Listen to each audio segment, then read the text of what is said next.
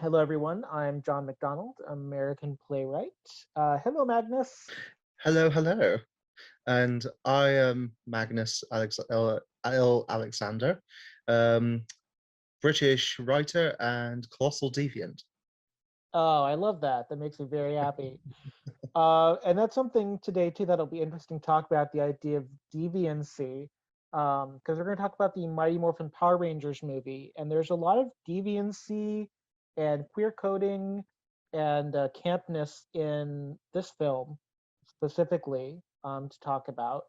Uh, I'm very excited. I'm trying to temper my excitement so it actually makes sense because most people that know me know the Power Rangers are one of my big things. And this Mm, film gets a lot of undeserved criticism, especially in hindsight. So, kind of set it up in context, I want you to kind of understand where we were when this movie came out. This was a big summer for movies, by the way, because my favorite Batman film also came out in '95. So this was a big year for me because Batman Forever also came out this year. So this was a blockbuster summer that has not really been repeated. Um, and when you think about the Power Rangers in '95, this was at the point in time where the juggernaut was finally starting to subside. Because in '93 and in '94, before they lost the first three cast members, um, mm, for their attempts to unionize and their attempts to get fair wages, when they lost those first three and they replaced them, we hadn't had that for kids before. Just like Power Rangers broke the barrier on cliffhangers in kids' TV in the afternoons with the Green with Evil Green Candle series. Um, Switching out your cast like this was not something you really saw, even in sitcoms. So it was kind of an unheard of thing that kids had never had to deal with. And so by the time we get to '94, when three of the original cast members had left and they've recast and they've got Johnny Young Bosch and Steve Cardenas and Karen Ashley as the kids from Stone Canyon, essentially. And then we have this weird period of time where they're not ninjas yet, and they're still Mighty Morphin, and Kat has not replaced Amy Jo Johnson. Um, so so in '95, when we get this film, we're both kind of at the height of Power Ranger fame in America, and it's also starting to decline. Uh, and so that's something to think about is that this came out both kind of at the height and the beginning of the end of the fervor. Like we still have people that are Power Rangers fans like me off and on in my age group. And with like the Power Rangers tabletop game that I have on Roll20, like it has a renaissance every now and then, but it's never been as big as it was at this point. So that's first thing to know is that this was really the height of its prominence, and it's always kind of still around. And some seasons are much more popular, and some seasons are better than others. So that's the first thing to think of is that the Power Rangers were really a juggernaut. Like they were literally everywhere. You could not avoid them. mm. Um, Dare I say, they were the fad of their time. No one was expecting Power Rangers to take off quite like it did. yeah, Um, to begin with, it had a long development time. Um, Ham Saban found out about Power Rangers some years before. Well, actually, no, sorry, I should correct myself.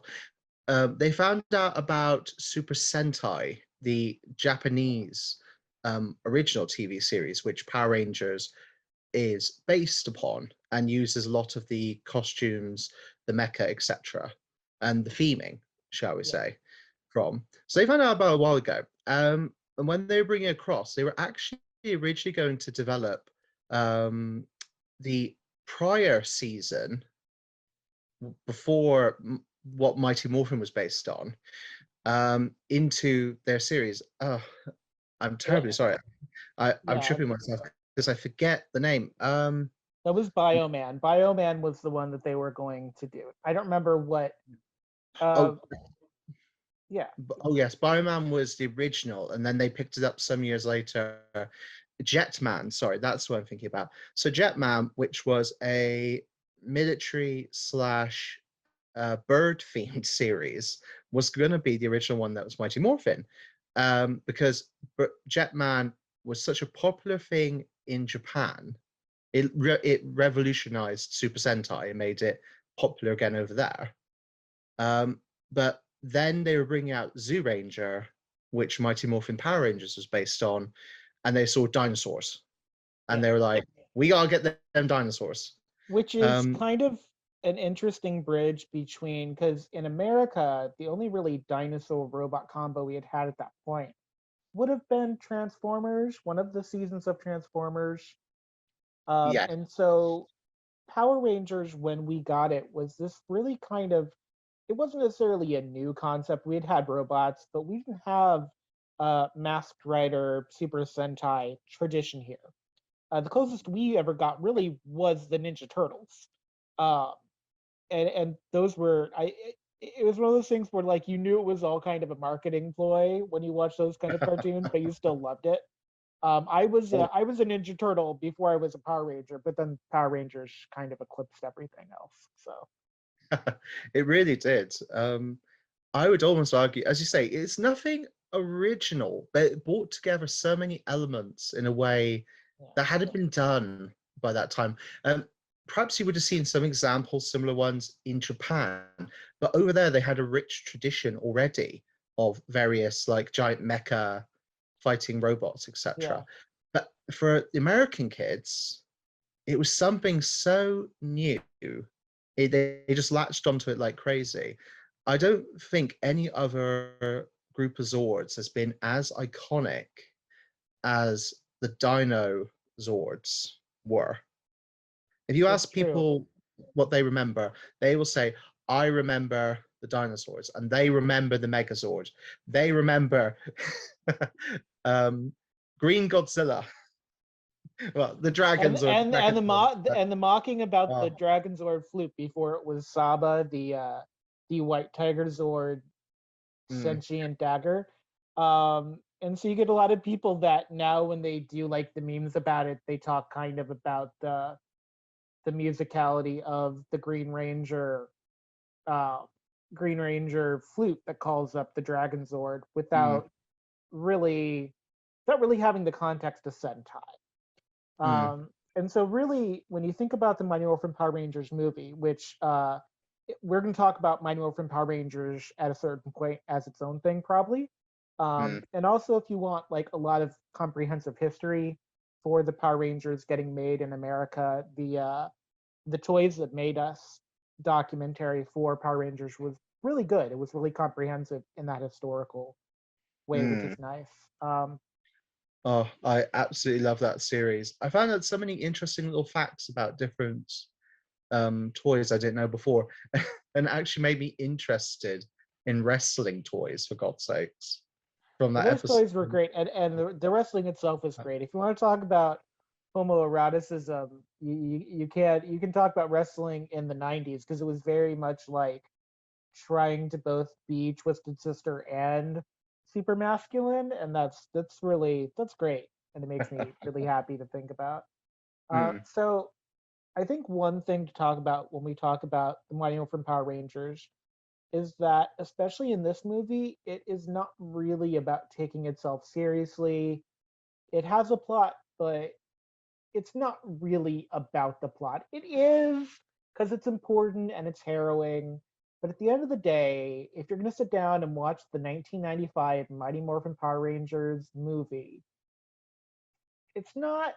And I think this is one of the things of the 2017 2018 film when they tried to reboot it as this kind of gritty transformer-esque thing with like oh God. aesthetically so far less pleasing. I have so many thoughts about this aesthetically. I'm trying to actually collect myself to discuss it.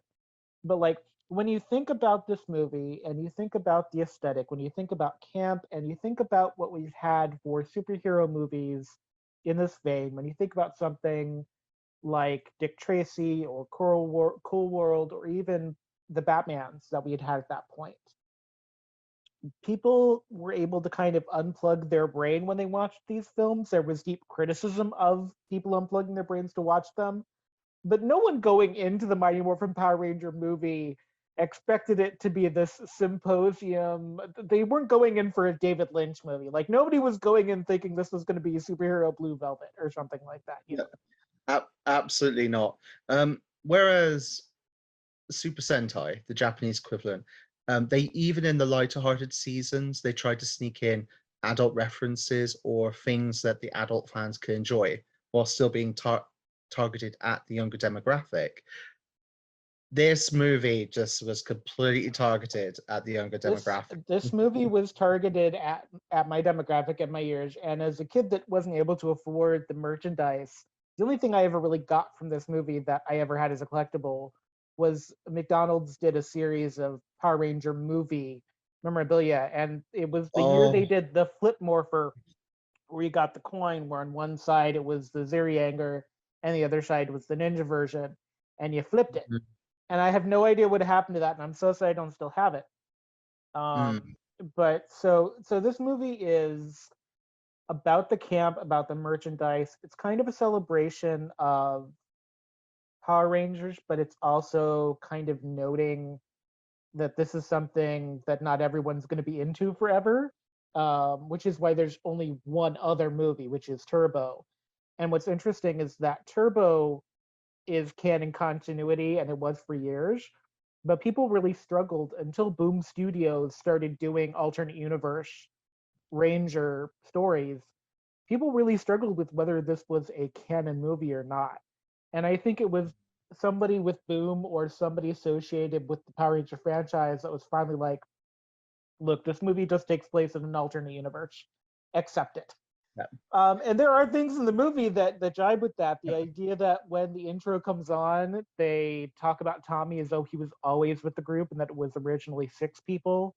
You know, they don't talk about the fact that Rocky, Aisha, and Adam are from a different town completely. They don't talk. They just Mhm.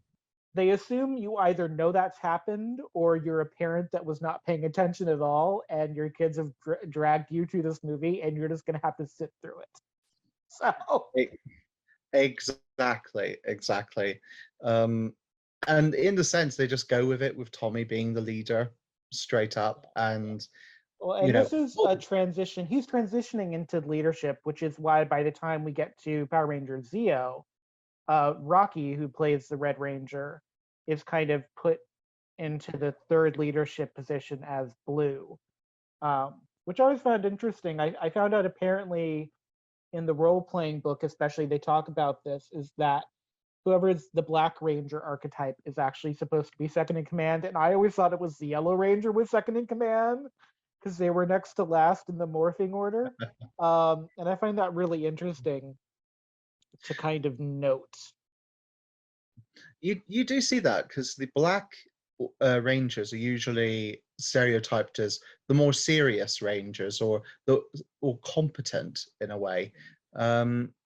I think we're going if we go into this discussion, we're going to start going on about ranger archetypes and such, That's which the problem too. actually Is it's hard not to it's hard just to focus on one aspect of it, but it's good practice to do for when we talk about other Ranger things, especially when we talk about things we both really love, like Dino yeah, Charge.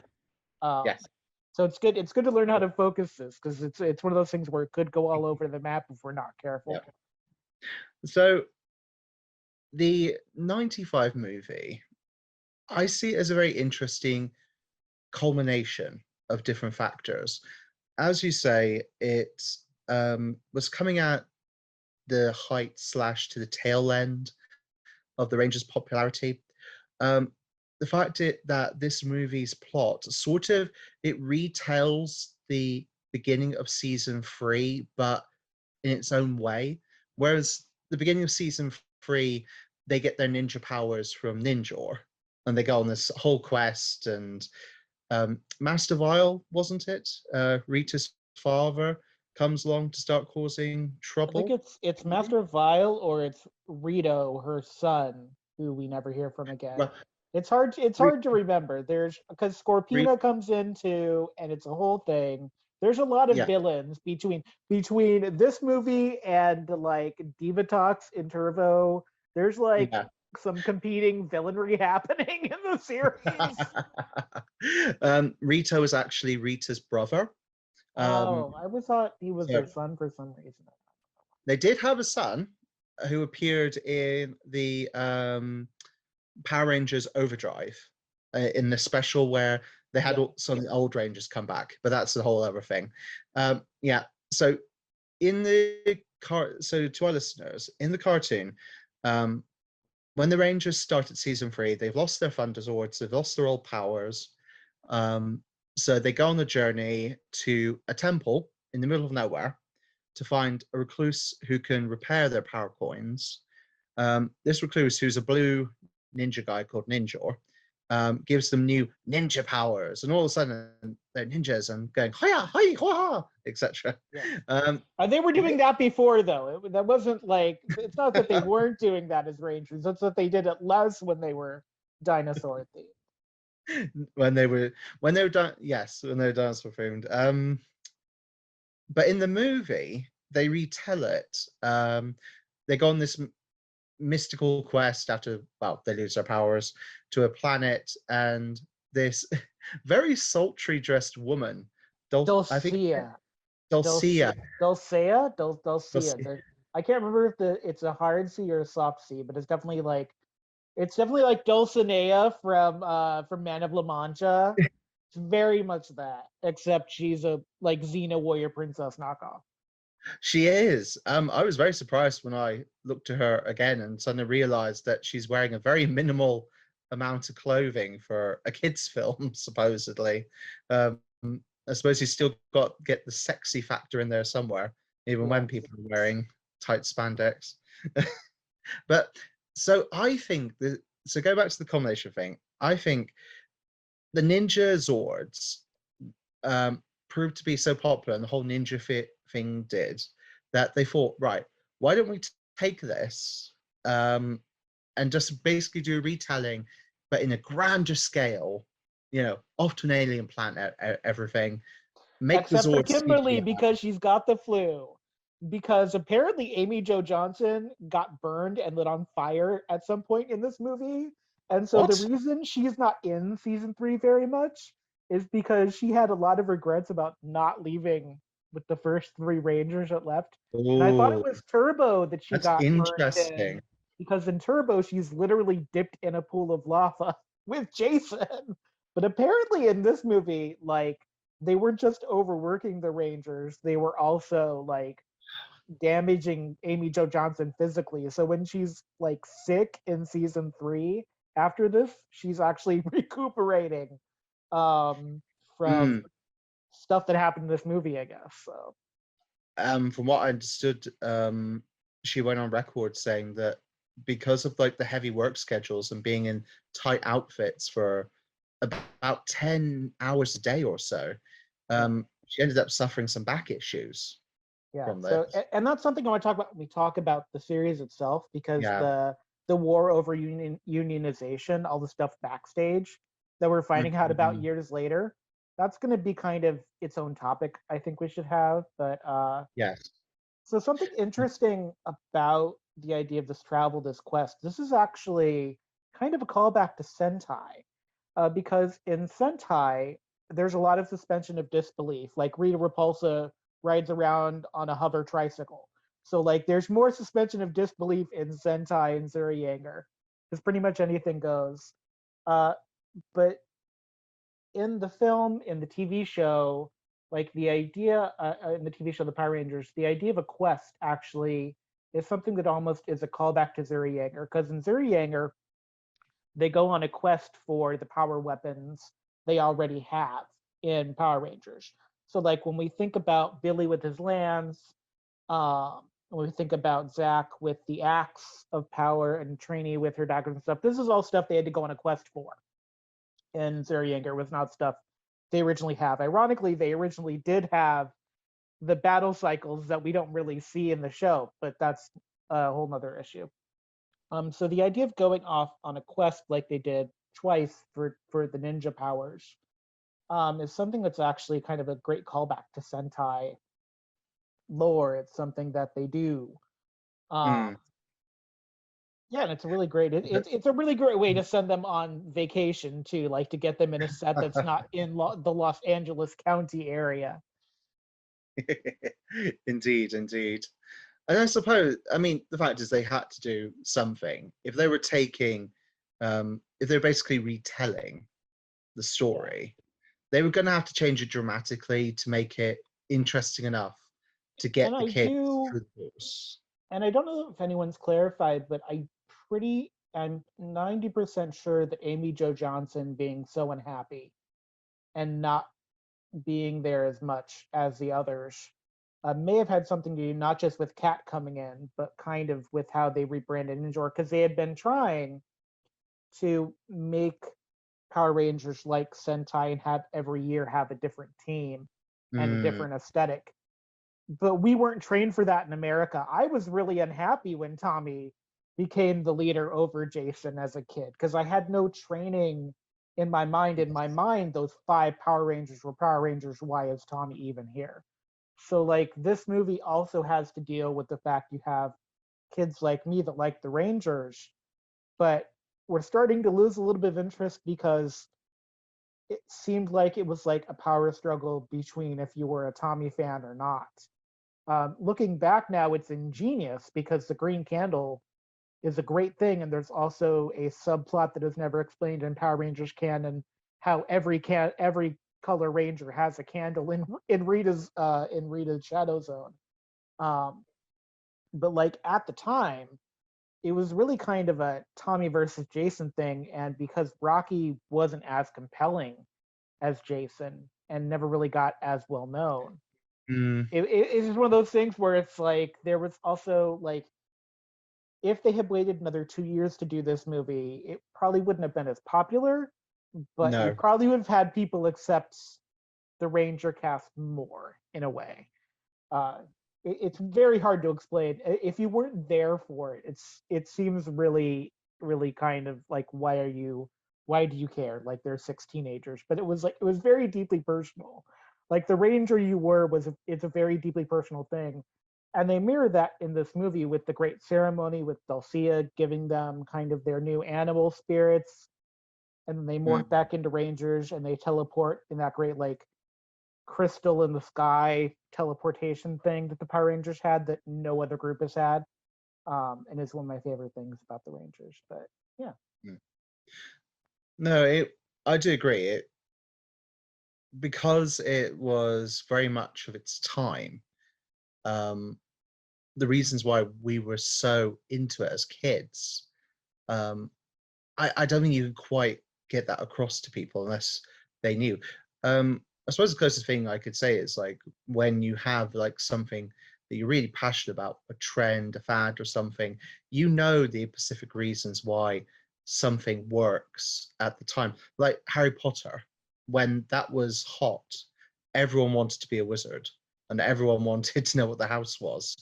I'm trying to think of another equivalent. Um, Dragon Ball Z, I think, for a time was like massive and mental for a I lot of think American Sailor kids. Moon was always kind of that way. Like it became more the longer it was here in the States, at least for Mm, us. Like it was never one of those things people would admit to, but like the people that knew about it knew about it. Like you just yeah. had to kind of be the Planeteers. Captain Planet kind of had that hold. It was a very kind of specific niche hold, but Captain Planet had that kind of hold, I think. Mm. I think the thing is that it was um, how Saban probably saw it is they saw how popular the Rangers were and that they could take sort of almost advantage of that popularity Yeah, to get a movie out there. But they probably saw the fact is, you know, this will only have a certain amount of shelf life um, in terms of like its really hot popularity. yeah, Um, I would argue that you still saw some popularity with the Rangers. Turbo dipped quite a bit, but then yeah. in space, like brought it back again a little bit. That was such a beloved series. Um, but they And, saw that they kind of yeah. had to take advantage of it whilst the iron was hot. And part of it is that Turbo as a series, and if we ever discuss Turbo, we can discuss Turbo. it's somewhere between the kid who's not Fred becoming a ranger, and also because Transformers already had like micro machine type cars, and so Turbo wasn't feeling a need the way that Ninja and Zeo and In Space and the Mighty Morphin filled. Like Turbo, Mhm. we all kind of already had in America. We had micro machines, some of us, Yeah. and you had Transformers, and so Turbo itself. I don't know if you've ever seen the actual Sentai-based Turbo, but it's pretty different from the Turbo Oh, that we got. It has a whole different vibe to it. oh yeah. Yeah. In Sentai, it's Car Ranger. Car Ranger was developed as a parody comedy Sentai, so it was always made to be quite funny. I Yeah. mean, Car Ranger was about an ET-like alien coming to Earth because he's on the run from this space biker gang who wants to demolish the Earth so Yeah. they can create their own space highway where Earth is currently positioned. And the space alien, the ET guy, um, chooses 5 slackers at a local car dealership and gives them car magic from the car constellations to fight Amazing. against the evil biker gang. Like I'm not mad about that at all. Like if you like, as long as you know what you're getting yourself into, it's like going into a seating of Clue in a movie theater. You're not getting like a serious murder mystery. You're No. getting Madeline Kahn saying "flames on the side of my face," and you're Yeah. thinking about that for 2 hours. Uh, and that's one of the things to think about Yep. too, is that as its own property, there are unique things in this film, that are missing from the series and that are just this film that makes an alternate universe. So, kind of the first big one is that Goldar is there, but Squat Babu and I think even Finster is not. Yeah, Finster's gone. Finster's gone, and then Squat Yeah. and Babu are molded into this one character that's like a pig creature that has a monocle, Yeah, Mordant, I think his name Mordant, was. who doesn't Yeah. exist in any other iteration of the series, by the way. I Um, really don't understand that myself. but did rank enough to get his own evil space alien action figure in the movie set. So because that they don't call them villains. If you look at the action figures, they're evil space mutants. Like they make that delineation. Um, Mm. so a couple interesting things to note if you're watching this film. And you're looking for things that are unique to it, besides Paul Freeman being the best gay villain since Loki.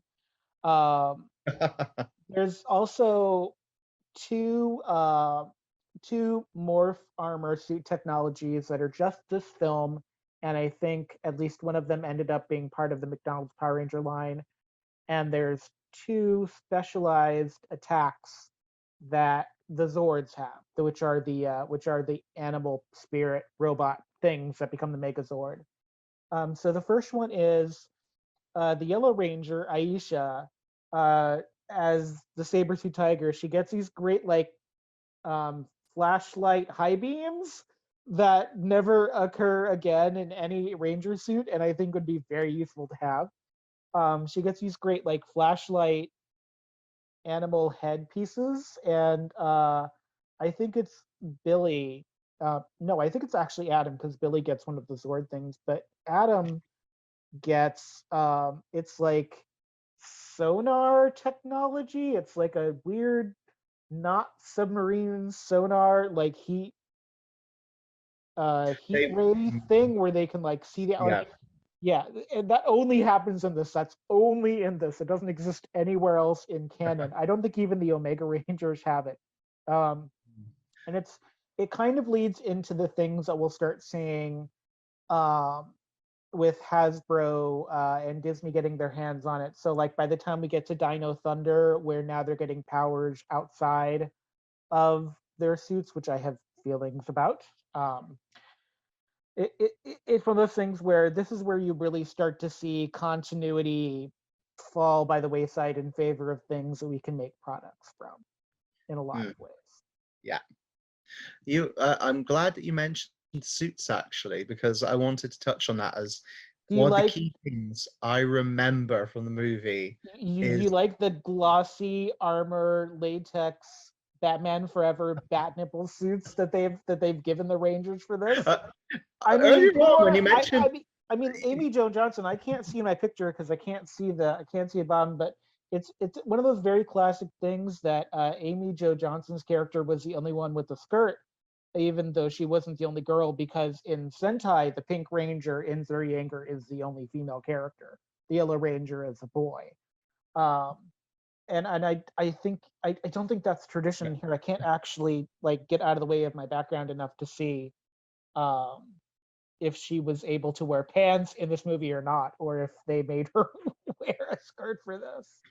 Look it up, sir, quickly online whilst I have a little chat.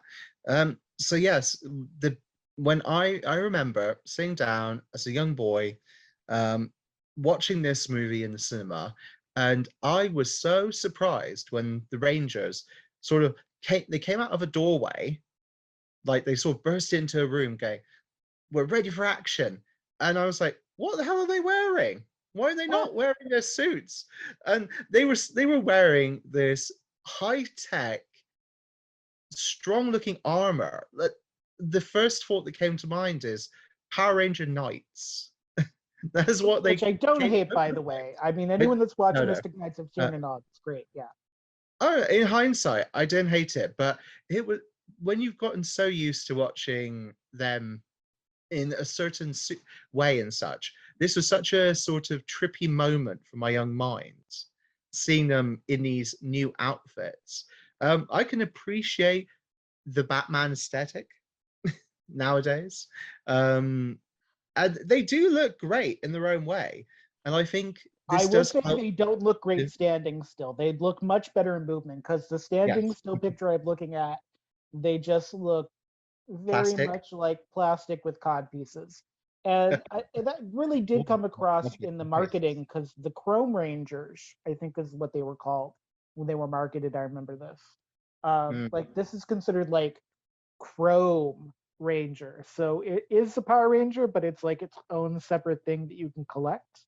But like my Power Ranger gear that I have, my memorabilia, I think I maybe I don't think I have anything. I just happen to not have anything. I actually have the Ninjetti power coins, but I'm not sure if those are movie Ninjetti coins or if those are TV show Ninjetti coins. But yeah, so Kimberly does not have a skirt in this because I guess maybe they couldn't find good vinyl material to make a vinyl skirt to go with the vinyl outfits. But like it does not improve. It's like when you see the Green Ranger without the gold shield, it doesn't improve the aesthetic of it very much, sadly. They don't look good standing and to the side specifically. This picture I have of them like looking at probably the cracked egg when they're first meeting the Tengu warriors. Like they're kind of off to the side and it's just bulky enough to be unflattering. It looks good in Mm. movement, but it does not look good in static. It's like Carmen Carrera on Drag Race, I think someone said once. Um, which is one of Yeah. my favorite drag race critiques. You look great when you're moving, but when you're just standing there, you just don't look as good. The magic is lost for me. It's like you just have to Xanadu on roller skates the entire Uh, time. I wonder, just to quickly finish commenting on the costumes, I wonder whether they thought they needed to create these cool looking, great outfits for the movie because they were trying to market the movie as something big. Like, it was the big event for Power Rangers at the time. I Perhaps mean, the it biggest was. It really, really was. yes, the biggest event they were doing for Mighty Morphin. So they probably thought we can't put the existing suits that are just spandex on the big screen. We should go all out and put a bit of the budget towards new outfits. Although saying that, you would have thought that they would have, if they were going to create new outfits and they gave them these ninja power coins with new powers, you would have thought they would have created like new helmets at least to reference the animal spirits. I mean, they do, but they're hoods. So here's the one thing this really Uh, does well. So the kind of going this kind of vinyl metallic, very boxy square armor versus what Dulcea gives them, which is those kind of full length ninja turtleneck long sleeve things for fighting, that have kind of that more flowy fabric look with the hoods and the headbands. Um, and the headbands have their crest on them. I don't remember if that happened in the show or not. I don't know how one for one they that was. they did have the ninja outfits in the Yeah, show. I think they weren't as they weren't finely as, done as the movie, yeah. but they did So exist. it is kind of an interesting storytelling idea to take them. I mean, they give them back their original suits because they can't do that much marketing for the movie. There's only so many toys you can make before you go broke. Shout out to Lucasfilm. Heaven forbid. But it's one of those things where it's actually that is a really elegant thing because if you look at the idea of this film, you've got Angel Grove, which, except for maybe like at a park, has this very kind of urban construction metallic feel, and then you go to where Dulcea is, and you've got fossils. You've got them landing on a beach, which is symbolic of at the end of season 3 them turning into kids to give us Hmm. the alien rangers.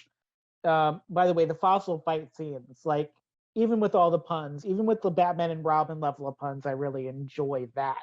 That sequence, especially for me, is a bigger part of the movie and what is successful than their final battle with Ivan Ooze.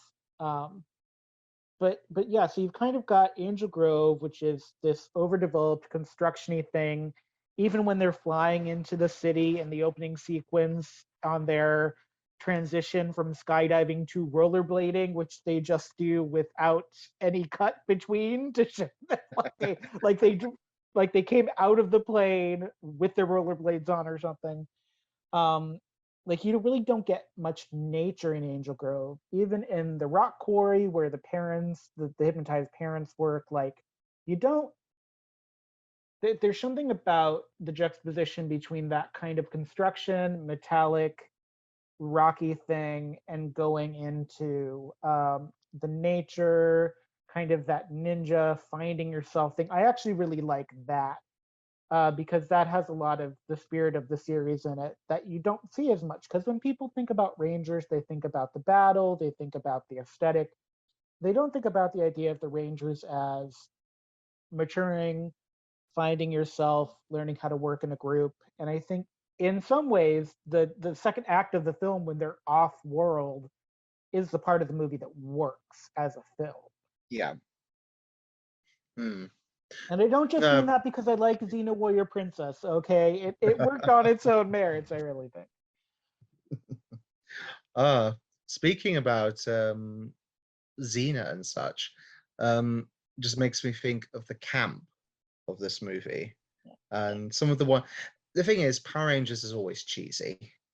Um, how good the cheese is depends on the writing, I Because would say. you have Um, Wild Forest where it's really bad cheese, and they have like the worst green screen ever as they're serenading the oh, giraffe sword, which is the worst episode of Power Ranger in my mind. Versus like even in Mystic Force, the season that I really didn't think was that good, the idea of draining the world of color to show evil taking it over, I thought was actually a very elegant thing. So yeah, you can have a scale in the Ranger of yeah. good cheese versus bad cheese, but the cheese is inherent in it because it's a Power Yeah. Ranger thing. Like, Mm. what you gonna do, you know? It, it's children's fantasy at the end of the day. Um, you've got different, as you said, different levels of it. Um, Power Rangers RPM, which was an alternative universe, apocalyptic story. They had to do their cheese in quite a different way to work, but it was still sort of a children's fantasy. Rangers fighting to save the day to stop the villain from wiping out humanity, sort of thing. I mean, Jungle Um, Fury and Dino Charge are pure children's fantasy that somehow you can run a pizza yeah, restaurant and a museum and have enough money to comfortably live off of. Um, yes. Yeah, I have but many feelings about other seasons, and I'm mm, trying not to spill them now because we'll no, be no, here for a yes, very yeah. long time. Focus, sir. Focus, Focus. We focus. must we One must thing focus on Adam's good looks. Oh my God. One thing I really actually I follow Steve Cardenas on Instagram, and Oh, I think he's kind of hilarious. I don't think he understands how funny he is actually. Adam is just for the listeners, in case they're getting a bit confused here. Steve Cardenas is Rocky, the Red Ranger, Rocky and DeSantos, yes, and Adam is played by oh the lovely Johnny Bosch. who Um, also does who has done voices for cartoons and for anime. I don't know, I can't remember what he's voiced, but uh, when people talk about he, Johnny Young Bosch, he does voices for some stuff. people probably know him as Ichigo from Bleach. He was Sure, yes, why not? yeah, just to throw that out there. That's one of his bigger roles. I would say Johnny's had some of the most success out of the different Ranger actors who've remained within entertainment. Yeah. Amy Joe Johnson has done a lot of directing and such. She might be the most prolific one in terms of the original Ranger cast. When you compare her to uh, or the other ones that she started with, Yeah, I think she's the most that's prolific. fair. Um, I very much appreciate the life of the Rangers, all of the Rangers really that are on social media, but specifically this cast, even Jason David Frank, who for a long time I didn't really care for just because the Tommy hatred was ingrained in my head, so it carried over into a dislike for Jason David Frank. I like the way they interact with the fans. They know the brand, and even Amy Jo Johnson, who was very hesitant for a long time, um, of really kind of owning her time as the Pink Ranger. Which, if you were getting burned and exhausted in a suit, maybe I can understand that a little bit. But just the way they interact with us as fans, I really like, and it's not something you see with mhm, every series. Like, I don't think I could name the people that voiced the characters of the Planeteers, but I no. can kind of tell you where I can kind of tell you where Rocky DeSantos is going to be next month at a Comic Con, just because not only does he keep up with social media in that way, but he also is like, here's what I'm doing in my life, um, Mm. kind of thing. So it's really nice. I appreciate it. Yeah, just to touch briefly on it before we head back to the movie discussion, I think the reason we're seeing a lot more of the veteran Ranger actors starting to engage with the fandom nowadays is, in a sense, Power Rangers has been maturing a little in the way it's been presented. It's still very much focused on kids and such, but I think they've been making more of an effort in recent productions to make that clear what it is and still give um make it almost like a respectable thing for actors to get involved with to film. If you have a look at all of the Dino Charge actors and such, they're very much engaged, and I think that's because they were really passionate about being All involved. 20 of them, Uh, all 20 million of them. yeah. um, you look at Beast Morphers, you look at the new one, Dino Fury. um, it's difficult to explain, but I do feel a real change in the essence and the way that Power Rangers has been going about itself in recent years. And I Um, think the rebrand of the comics helped too. I think whatever, mm, I don't know when exactly Boom Studios started. It took me, I don't have I don't have the financial thing for to keep up with the comics as much as I want.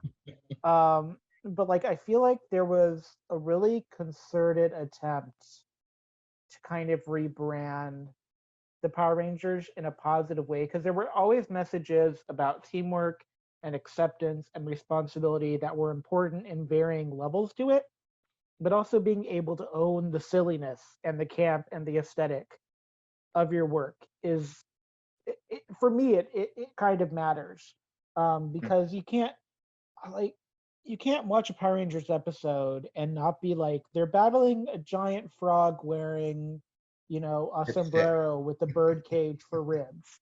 Like, you can't Yes. take that. And that's part of what the 2017 movie failed for me was, is how seriously they tried to make it. Oh, They yeah. tried to make it like a anti-bullying PSA.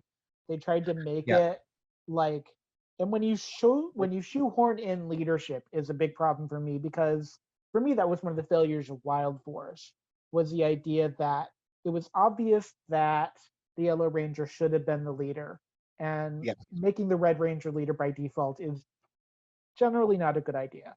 When we talk No. about Yeah. SPD, we can talk about that, Yeah. because SPD actually switched morphers between Rangers on occasion based on the thing that they were doing, which I really liked. So In a way, so just on a quick point for what you've just said, um, I would almost say that Time Force is the perfect juxtaposition to Wild Force, because Jen, the Pink Ranger, she was leading the team of the Future Rangers from the future, and even though the Red Ranger still had some importance, I always felt that she was still very much in charge of the yeah, team, and because she was an experienced veteran, she knew what she was doing, and the others respected her and they followed her instructions. yeah. Um, and that I just feel that's a good Time comparison. Time Force will be a really good one to talk about Yeah. when we get there.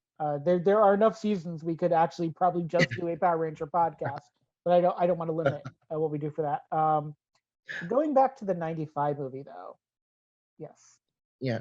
I was going to say you made a very good point about the camp factor. So as you say, the 2017 movie failed, unfortunately, for a bunch of reasons. Um, I feel that they were, as you say, they were trying to go too grim and dark with it. They tried to almost do some elements of the MCU, fitting it in there with the Rangers and trying to make them into a team, but it didn't work well. Um, yeah, whereas the 95 movie, it understood what it was, yes. and I think that's why they could just have a lot of fun with it, and it was so could be so well contained So there's and one such. thing that really succeeds for me aesthetically in the movie, and one thing that really fails. The thing that succeeds itself is Ivan Ooze for me. Mm, Ooze itself was really big in the '90s. I don't know how to explain it other than to tell you, Purple Ooze is also the center of a Goosebumps Choose Your Own Adventure novel that I happen to own. Slime and Ooze were a big thing in the '90s. I don't know why, but it was a thing that we had. We had Gak, we had the Teenage Mutant Ninja Turtles, and we had Ivan Ooze. Like, Ooze was a thing. And Paul Freeman here knows what movie he's in. Like Elizabeth Banks in the 2017 version, where scenery is getting chewed left and right, and they're just having a good time. And someone I was looking at it too. Paul Freeman is killed in Raiders of the Lost Ark apparently, because he's on the team that opens the Ark of the Covenant and has their mm, eyeballs burned out. And here he erupts from an artifact. So it's kind of like the backwards version of that, where he comes out of this egg. And Ivan Ooze is just fun. Ivan Ooze knows who he is. He kind mm, of almost inherently understands pop culture, even though he's been kind of buried for years. yeah, Great character actor. You can't beat it. And like, he knows what movie he's in, and I appreciate that. Like, he wasn't trying to not be something he was. He was very present, and it was, Ivan News. There's a reason people. I don't think I've ever seen anyone cosplay as Ivan, but there's a reason when people cosplay the villains of Power Rangers, they're Goldar or they're Rita. Um, I would love to see more of the Time Force villain dad, whose name I can never remember to save my life. But like, when people do cosplays of Power Ranger villains, they always do villains like Ivan, because Ivan is very out there. You know their deal. They're not trying to hide their light under a bushel, and it's great. It's everything you want in a really good villain. And it's queer mm, coded, but it's not queer coded in such a negative way, like where you feel like Ivan Ooze being exploded by the comets is like because Ivan is queer coded. No, it's just because Ivan is a bad guy who wants to take Oh over yeah. the. Oh yeah. For anyone listening that doesn't know this, the way the Rangers defeat the main villain in the end, they fly into outer space and he's chasing behind them. Meanwhile, Rita and Lord Zed, who incidentally are are perhaps one of the most wholesome romances in the end They're in the the entire power Power couple Rangers. of the Power Rangers shared universe. Yes, They I really mean are. how it started off with Rita drugging Zed into loving her. So that wasn't necessarily the best start for the romance, but then he actually liked her in the end. In The the way, tabletop game, she's actually his general, by the way. So they've oh retconned yeah, their relationship slightly, which I think has something to do because when you think about the Power Rangers, you break it up into eras. So this is yeah, part of what's called the Zordon era, and yes. so Rita and Zed have a much longer timeline influence in this Mhm, universe. So mhm. Um, so anyway, Rita and Zed have been trapped in a snow globe and are cheering from the sidelines as the Rangers zoom overhead. And how they defeat Ivan Ooze in the end is they basically power kick him into a comet that's passing by, and he they don't just explodes. power kick him; they power kick him in the groin. Aisha has like a big red button that she pushes, and they're like grappling each other, and it's like she rolled a natural D20, and the DM is like, "How do you want to do this?" And she's like, "I'm gonna kick him in the groin into the comet," and the GM is like, "Fine, you kick him in the groin. You're no longer grappled, and he gets smushed like a bug by the comet." But I'm not mad about it. Like it's great. I don't It's know. everything I want. It's the perfect example of how over the top this movie could be. And, we loved it for what it was, and we still Yeah. love it for what it was. I think the Um, one thing that I did not love, I didn't like and I had the same issue with 2017, the version of the command center. Because when I think about the command center, I love the idea of this kind of TARDIS like place that is a little more fantasy, that is a little more cybernetic. So, like in the Mighty Morphin Power Rangers TV show, that original classic command center, mm, it has kind of the starry field background vibe. There's places you don't see except for very special episodes, like when they're building the white Tiger Zord armor. mm, Um, and in the 1995 movie, they make it seem really small. Like when Ivan invades, it doesn't seem well defended. It breaks one of the cardinal rules that you're not supposed to be able to get in without a power coin, and yet there Ivan Ooze is just like, and I'm here.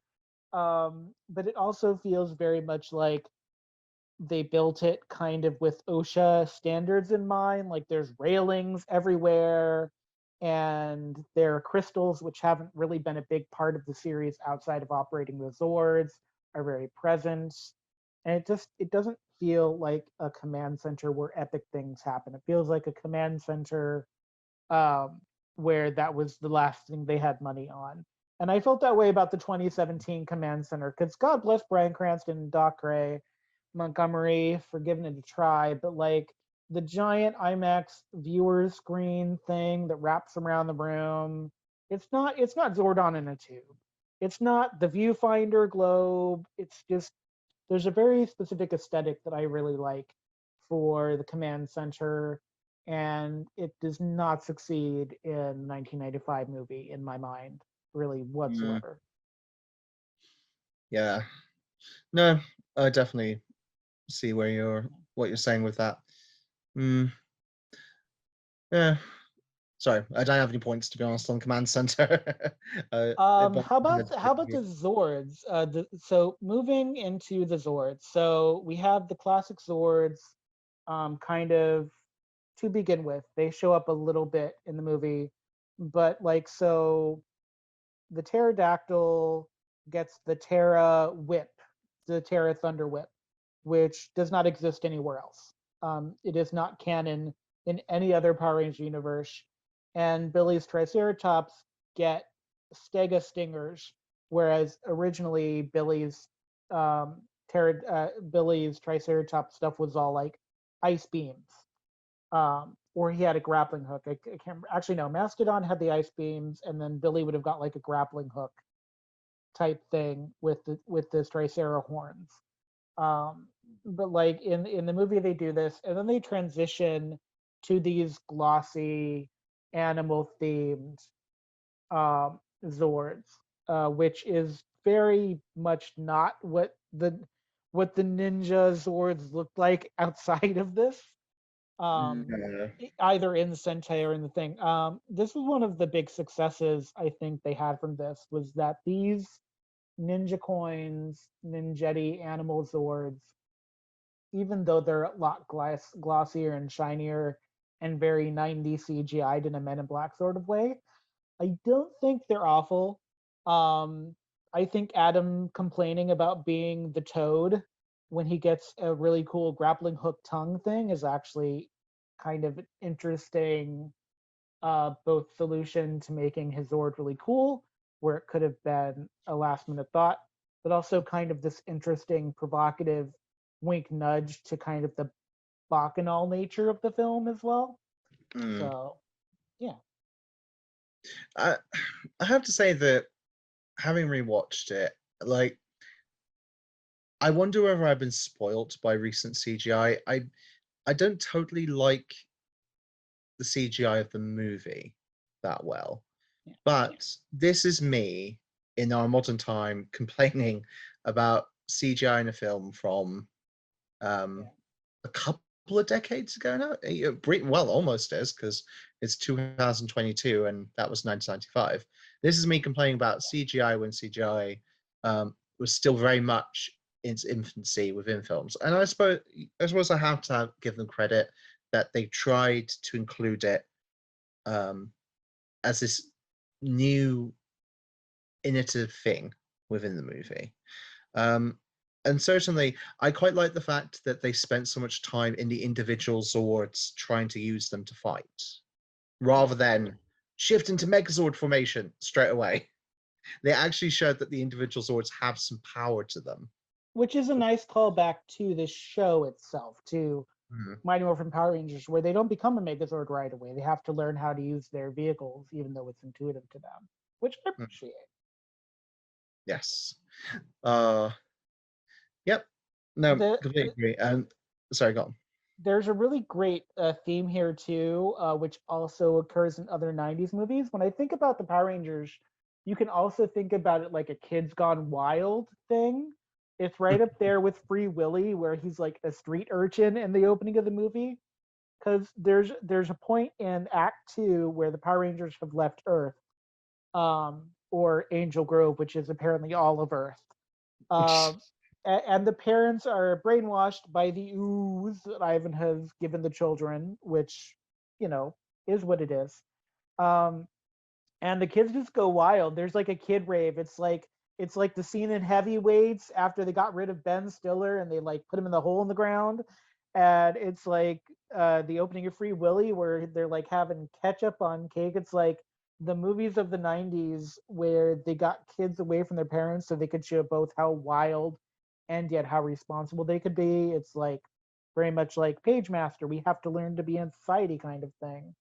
And the only adults in that whole part of the film with the kids are Bulk and Skull, who were kind of the second rate tier not villains of the series. And this is how they start to step into the responsibility of becoming allies to the Rangers. And so, if you really want canon continuity in the film, Bulk and Skull are the canon continuity of the film. Because from this point on, because in season 3 of the Mighty Morphin Power Rangers, they become police cadets. By the time we get to Zeo, they're full on allies and the only people that are aware of the Ranger secrets. Um, and I think they made the dream sequence into a real thing in Boom Studios and in the Heroes of the Grid game, where there's like a one-off where Bulk and Skull actually become Rangers. I have pictures of it. It's really great. It's really kind of weird to see the Timon and Pumbaa costumes that they give them, but it's very apropos, and I appreciate it. And they've included them ever since in official materials. for the one particular anniversary, they did a massive series of covers that you could join together into like one big piece of artwork of every Power Ranger in existence, sort of like flying or jumping across the screen. And Bulk and Skull's Ranger forms are in that Yeah. thing, along with every other official Ranger. So they've included them amongst their number, And which what's I really think interesting is is I great. can remember them, but I have the hardest time placing the kid character that's supposed to be at the center of this film. And I always think his name is Jeremy. I know his name is Fred, but I always think his name is Jeremy. And I'm always surprised when I'm wrong about that. You've made me think of a really good point. You were saying about Kids Gone Wild and showing both the responsibility and like them having fun, and that makes me think of um, what I was mentioning before about the film being children's fantasy. Yeah. And a children's fantasy is like to go on adventures, aka the quest, to fight monsters and win the day, to have fun, but also to be seen as your own self and that you can be all that you can be. And I think for a lot of kids, that's what the Rangers encapsulated so well. That they were fun-loving people. You always still saw them hanging out at the local At the juice juice bar or whatever. bar. Oh The yes. juice bar with the Yeah. dojo inside of it, by the way. Oh, that was great. That was back when the karate craze was all on and everything as well. Oh, And yeah. they were all karate masters or instructors or something, if I remember Well, what's correctly. interesting is that Amy Jo Johnson and David Yost, who played Billy, both of them had experience in ballet, and they let her do gymnastics, but because he was a boy, they made Billy like go through martial arts training like on screen in real time. But yeah, so all of the people they cast as Rangers had training. In fact, one of the non-cast original like screen test Rangers ended up being in one of the later series, and I can't remember which one that was. Just for Oh, anyone curious, this film grossed $66.43 million worldwide. That is how big it was in that time, and in 1990 money, that is not a small chunk of change. Let me tell you. no, definitely. Um, just a quick point before I forget about it. You were mentioning about the hypnotized parents and stuff. You know, looking in hindsight, a bit of actual horror was the fact that Ivan Ooze, once he'd finished using them to dig up his two Mechazords, he just commanded all the No, parents to go they jump in the weren't pit. evil Zords. They were ectomorphicons Oh, I in apologize. what they call the evil ant praying mantis Zords that Ivan Ooze digs up that are definitely CGI'd silver Zords. Oh, I apologize profusely for getting the naming wrong. I had to Google it, so don't worry about don't worry about it. But he commands the parents after he's done with them just to jump in the pit. Just to So jump in the quarry. That's it. I'm done with yeah, you. Goodbye. Um, and you got it. I actually remember it being quite harrowing watching all the children arriving and they're trying desperately to push back their parents from committing suicide. And what's worse is that for this Fred kid, he doesn't have a mom. He just has a dad. He's got single dad syndrome. So like if his dad had fallen, it would have been the worst. This is the Quarry is a long-standing Power Ranger tradition. This Power Ranger movie is the only time when Rangel Grove has a weird monorail system, like they're in The Simpsons or something like that. And then the monorail almost kills the kids until Tommy saves them by creating monorail tracks on the back of his white Falcon Zord. Um, it's really great. That is a Bulk and Skull scene too, actually, because they figure out they decide to use the water cannons that are just hanging out in the quarry for some reason to try to push the parents back, and it just happens to clean the magic ooze off of the parents with water. Um, It's there's brilliant. also an Avengers style mid end credit scene here too. So this is one of the movies in the 90s that was not that had one of the very then rare mid end credit scene with Goldar on the throne and then Rita and Zed, who spend most of the movie shrunk, are just regular size again. Um,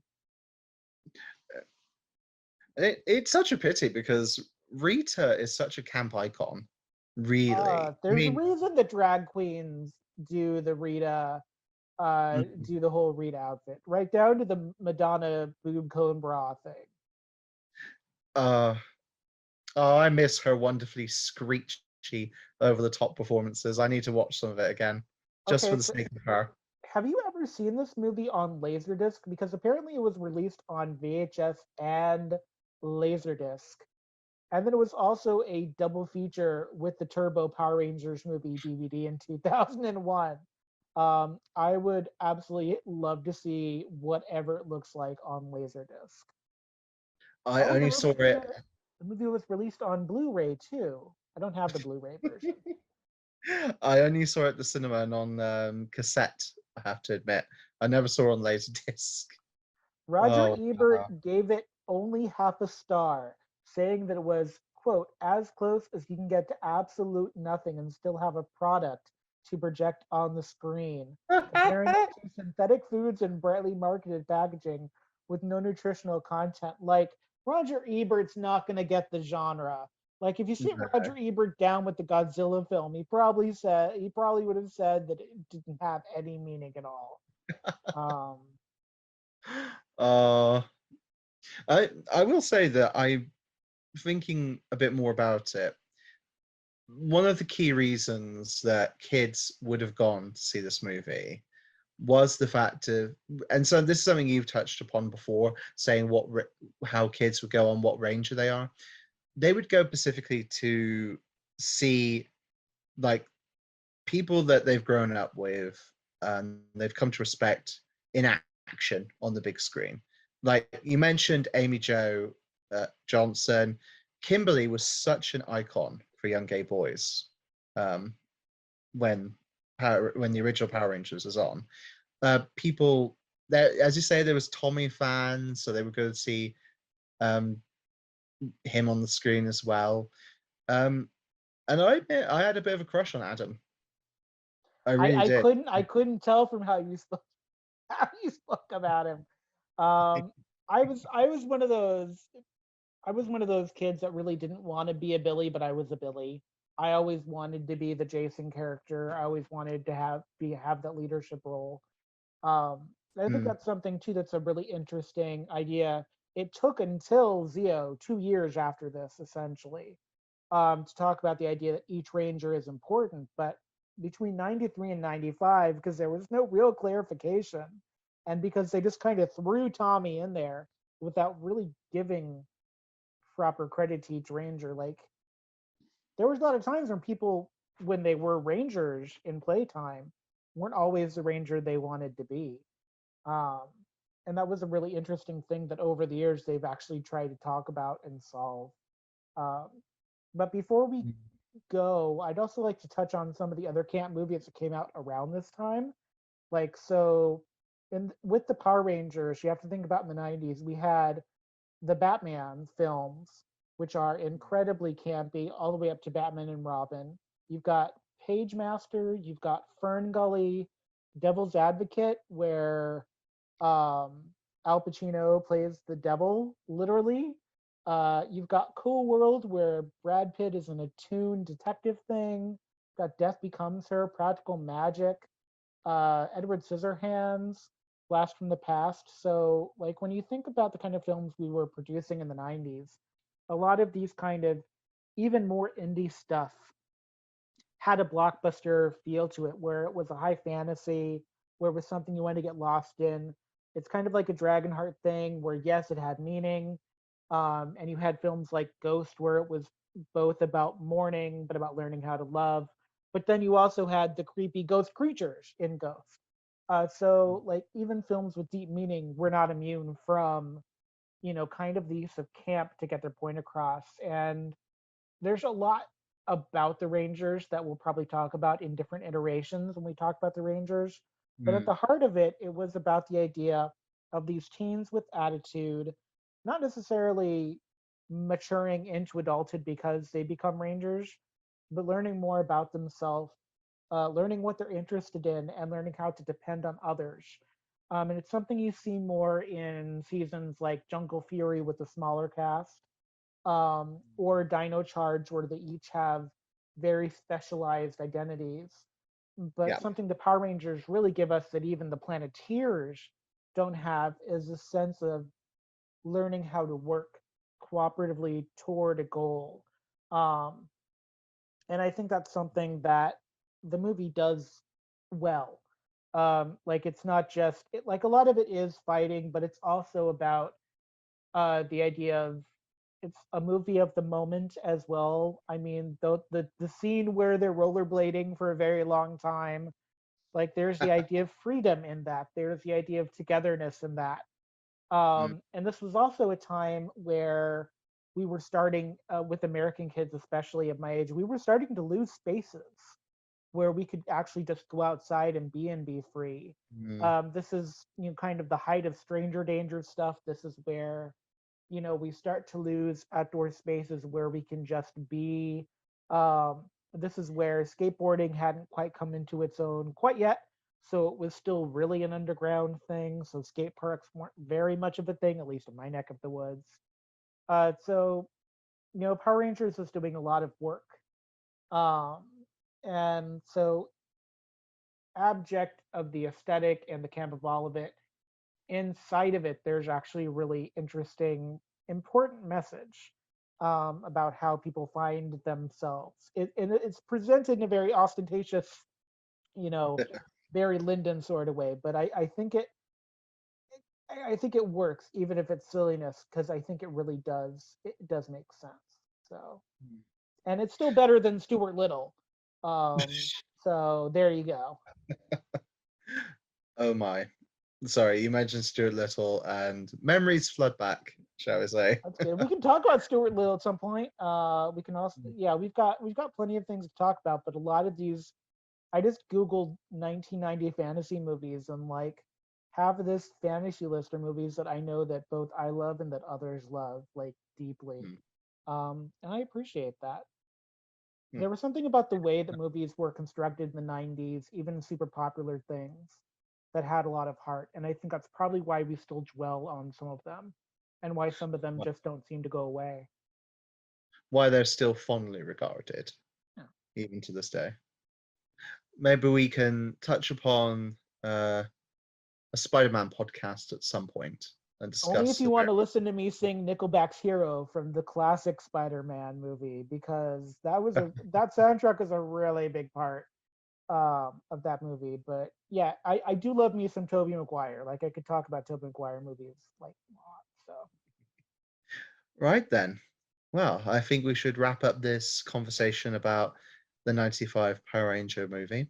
I hope everyone's enjoyed listening to us waddle on about it yes. for a while. I hope you Um, had a more phenomenal time. Aha!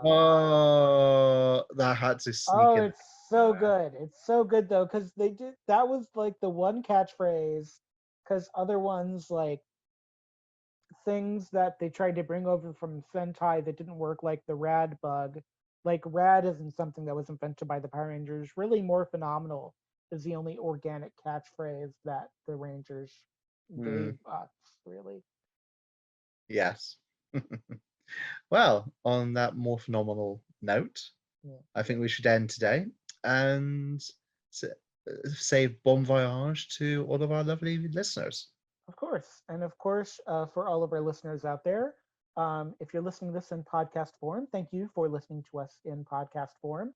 I can't remember what exactly number we are, but we're like the 60th most listened to social science podcast in the UK, Woo! which is really cool to find out. I don't know how that's measured, but thank you, everyone. We do have an archive of our podcast, on YouTube. If you look up "Everything Is Gay" podcast on the Google YouTube search bar thing, it comes up. And right now we have the Golden Girls and the X-Men episode up. And I think by the time you hear this, probably the first part of Sabrina. But that's just a place too, where we've got a comment section, so if you want to leave a comment, if you have something you want us to discuss, because we are two people, and we have thoughts, but we would like to hear both your thoughts and we would like to hear what you would like us to talk about.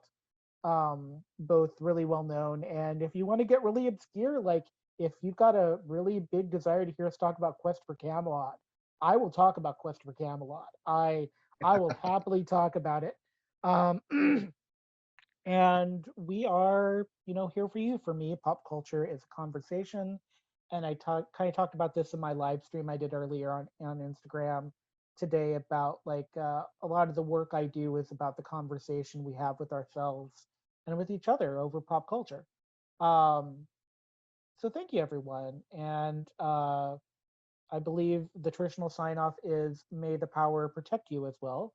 So for today and all days, may the power protect you.